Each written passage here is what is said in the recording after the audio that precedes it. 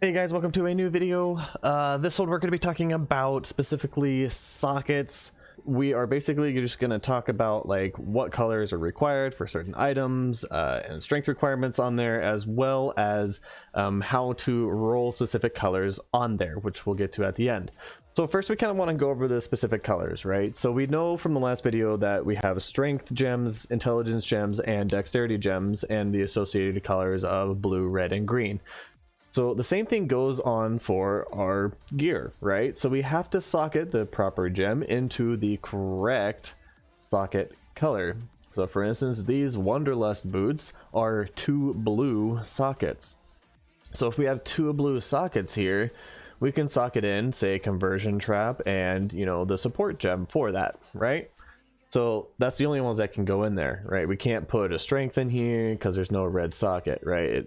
It grays out because there's no spot for it. If we put this in here and we look on here, so if we look, we'll see that we have this conversion trap, right? So we're going to stick on this efficacy support, which we can see from the last time. It looks straight up above me. You'll see it says there's a green check mark there. We can put it in here, but if you look, it has no green box here. And you're like, well, I put the support there, why is it not working? Well, it's because they're not linked. So if you look at my other gear here, you'll see this little bar right here, right? You have this bar, that means that they are linked. If they are not linked, they will not support. So there is a couple different ways that you can do this. The easiest way is just take a fusing and, you know, craft it on there. Now when we put these back on, we put our conversion trap and we socket this one in here, you'll see that the A is now on there, thus meaning it is supported by that gem. That's the basics between the colors and the links. Now is when it gets a little bit more complicated. So the more sockets you have, the more colors you can have on there. And the way you get those with Jeweler's Orbs, you just roll them on top of here until you get the max, and once you get the max, it stops, right? It's not going to let you put any more. So if it only goes to 3 and then says already at maximum number of sockets, it's not going to let you put anything else on there. So we can see that we have 2 of them are linked and these other ones are not linked at all. So if we want to link them, you know, you just throw a fusing on there. It's random, right? You're not going to get it every single time. We just happen to get it on the first one. And then you can throw this on here with the associated ones, and you can throw other ones on there too, and they will also link down here if they are supported. So this increased critical strike is not supported, as you see by the X right over there. There is an X on top of the gem, which means that it is not supported by that skill. So we cannot have it on there. So that's the basics between the colors. Now, how do we change one? Say we get like a 4 link like really early, like right at like, you know, act 2, end of act 2 or so, and we want to, you know, link it onto here. We want to have the colors. Well, we can use these chromatic orbs. You can take a chromatic orb and you can throw it on here and it's going to change the colors. Now this is where it gets a little bit more complicated. If we look, we can see that this base here has no like requirement, right? No dex, no strength, no intelligence, so it can roll any color, any green, red, or blue at even percentages. However, if we look at these gloves have a intelligence requirement, so it takes 21 intelligence. The item that you are trying to roll favors the color of the requirement. So if it requires intelligence, it's gonna favor blue sockets. So if you're trying to get 5 red sockets on something that is intelligence based, it's gonna be a lot harder and gonna take a lot more chromatic orbs to roll it. This makes it very expensive for some builds. Some builds require you to roll a bow. Well, bows require a lot of dexterity. If you're saying you're doing like a damage over time, essence drain contagion, they would want to use some green and a lot of blues. So if we're doing that, then we would have to craft a bunch of blues on here. Well, crafting a bunch of blues onto this bow is going to be rather difficult when you only have dexterity on there, right? So we got to keep that in mind. The item that you're using needs to be the same, or if you don't want to expend a lot of currency on it, as the type of gems you're trying to put into it. So if you're trying to roll a bunch of reds, you probably want to have a strength base. Strength bases are going to be your armor. Or if you're going to go like, you know, you want some red, some blue, then you can do a strength int. There are all mixes and matches between the two. So you'll have one or two different types of requirements in your gloves, boots, you know, any armor piece. They all have the requirements except for the accessories. So no rings, no belts, and no on the amulet. They're just level requirements. Okay, so how do we say we have, you know, these gloves which are all blue? How do we get them to 4 red? Well, in Nico, which you do in one of the acts, he'll be there. You'll actually get to see his mine. Okay, when you do the mines, when you go into your first area, you'll have your azurite cavities. When you go to one of the azurite cavities, it will give you a recipe. It's going to give you a socket recipe. Okay, it's going to give you, I think it gives you the 2 and 3, and then you go down a little bit farther and it will give you the 4 socket. So this is called the Vorici method. So the way that we do this, if we want to get red, we're going to put it back down to 2 sockets. And once you get it to the 2, you can either throw chromatics on here and get them to different colors. Say we want to have 2 off colors, so we're going to try to get 2 off colors there. And then we want to get 2 more red.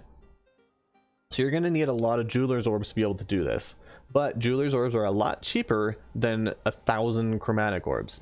Okay, so we're going to throw jeweler's orbs on here, and we're going to go 1 at a time. So we're going to go to 3, and we want reds, right? So then we're going to go back down to 2.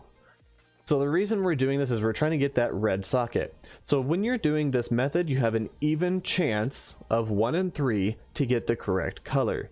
If you're rolling chromatics, it's a lot lower to get the color you want if it's an off color of the type of base you're running. So since we're running this, you know, we're trying to get that red on here. And you just keep going back and forth. So this can get rather pricey, right? But compared to how many chromatics you would have to roll onto it, usually a lot less. Okay, so that took us what, like 6 or 7? So say each one was like 4, so about 24, 25 jeweler's orbs to that point. Now the 4 socket, if you do like require a blue, this is where it's very helpful. So you can just roll it, and we got our blue on the first one.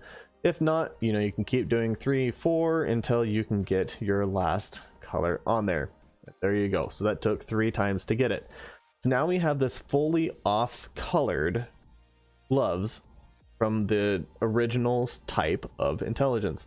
Now you can do this for 5 and 6. I don't recommend it because 5 starts getting very expensive, and then 6 is ridiculous. Okay, so it's just not worth doing it that way. So how do we know if it's better to do the Vorici method or to just, you know, spam chromatics onto it? Well, you can go to the calculator, which I have down in the description below. It looks just like this. Okay, so we have how many sockets we have. So we have 4 sockets on here. We had a 21 intelligence base, right? And then we calculate. We want to have 3 reds and 1 green. We're going to calculate it. It's going to tell you the average cost of how much it's going to cost. So that costs us what? We'll just say like 70, right? 70 jeweler's orbs.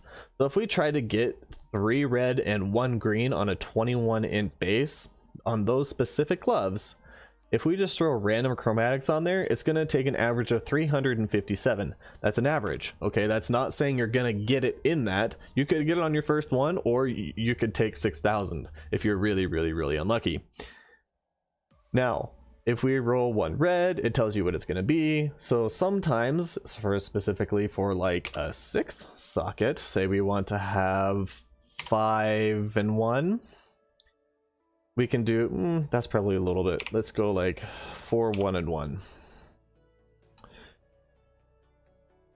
So this is kind of another way to see like, well, what's going to be the best way to do this. This is probably actually going to be a higher number because we're looking at a higher base of a 6 socket. It's probably going to be like 100. Okay, well, this is where it gets very expensive for 6 links. You can mix and match as you go. Say it has a little bit of strength in there, it's going to change the calculations for you.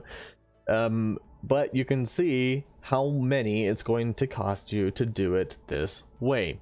So that is a lot of chromatic orbs. This is how you can judge if it's going to be worth it or not. So if this is a high number and, you know, jeweler's orbs are super cheap, you're going to want to stick with going with the jeweler's orb Vorici method through Nico to get the recipes. Very, very easy to get these recipes. So is it worth doing it that way? Yeah, of course. But is it worth doing the 6 links like that? Absolutely not.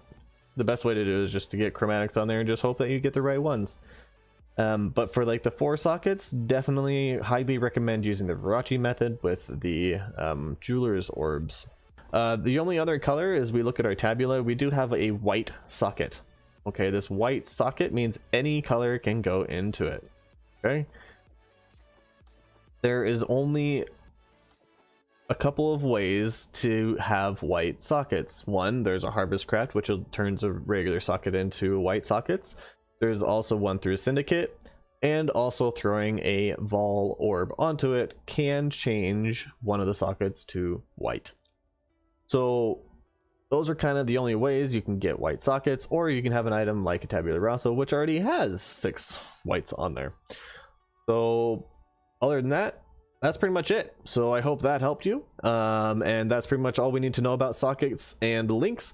And just remember, socket colors, if they are supporting each other, they need to have this little bar between them. If they do not have that bar between them, they are not supporting whatever gem you're trying to support. And with that, guys, we'll see you in the next video. Peace out.